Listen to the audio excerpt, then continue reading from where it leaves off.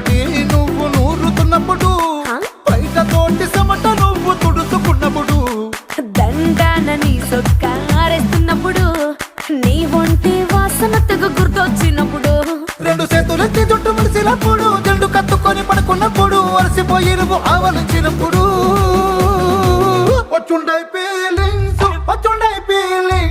వచ్చి వచ్చి చంపేస్తుండే.